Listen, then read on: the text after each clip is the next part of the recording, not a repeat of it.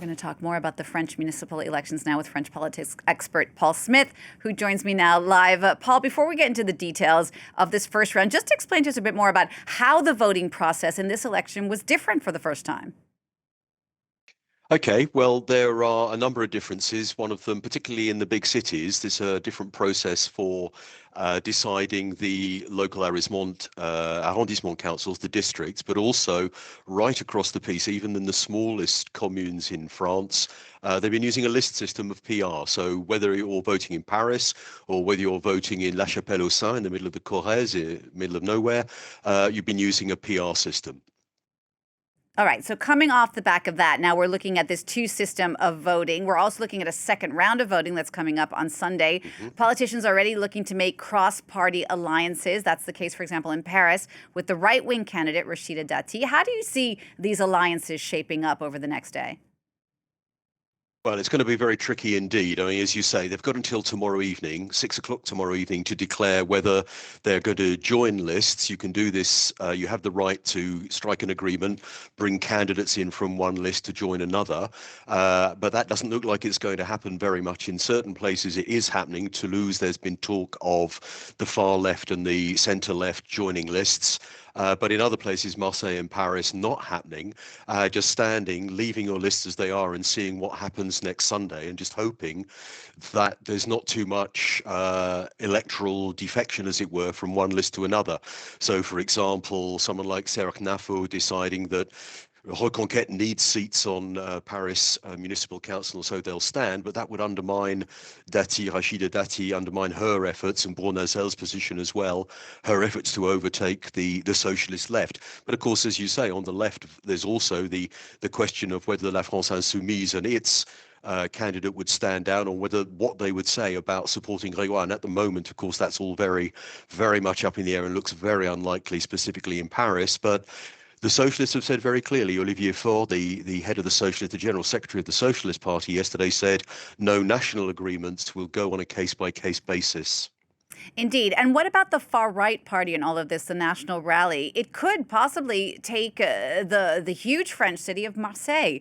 How significant do you see that, and do you think that will happen?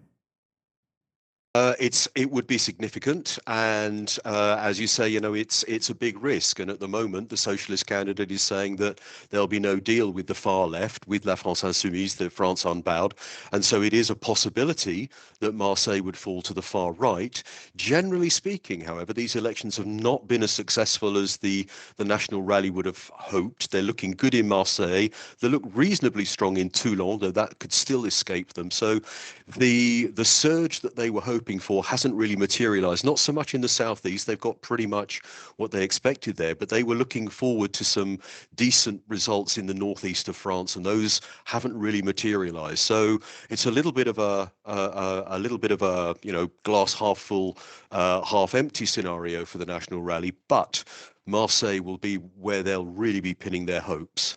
So if these municipal elections are a litmus test ahead of next year's presidential election, where I remind everyone the current president Emmanuel Macron cannot run again, what do you read from this litmus test?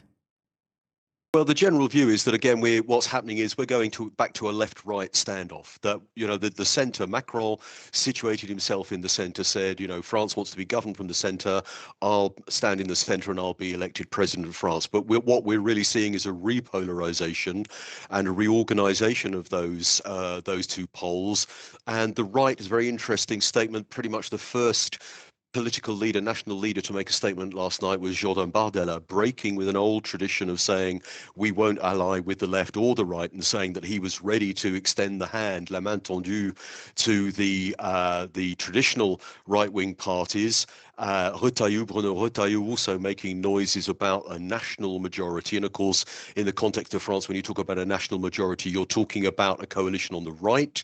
And then, of course, we've got the left having to think very carefully now, again, about the relationship between the more moderate, the centre left, La France Insoumise, France Unbowed, and the Greens, hoping to act as the kind of passerelle, the bridge between those two. The centre has more or less disappeared down the middle, and it's going to be very difficult to see how a potential Macron successor, as it were, someone like Edouard Philippe, can emerge within that. And just a quick word, Paul, before you go on turnout. Turnout was down in this round, at least. What does that say about the current state of politics here in France? Yeah, I think it was pretty much where we expected. It was nice to see it was up from 2020, but COVID explains a lot about that. But I think the French are a bit worn out with the political process. If we look at 2022, 2024, there was kind of a dip has happened here. I would expect the French to be participating pretty heavily next year, but there is a slight sort of sense of frustration with politics at the moment, and I think that's very clearly reflected in a turnout which by French standards is low. If you go somewhere else like Great Britain and look at local turnouts for local politics, wow, we'd love to have that in Britain. So all things are relative, but you're absolutely right. It is nevertheless, relatively speaking, a low turnout, not quite 60%. All right, Paul, thank you for that. I'm sure we'll be checking back in with you as we move through these municipal elections with the second round coming up next Sunday. That's Paul Smith speaking to me live. Thanks so much.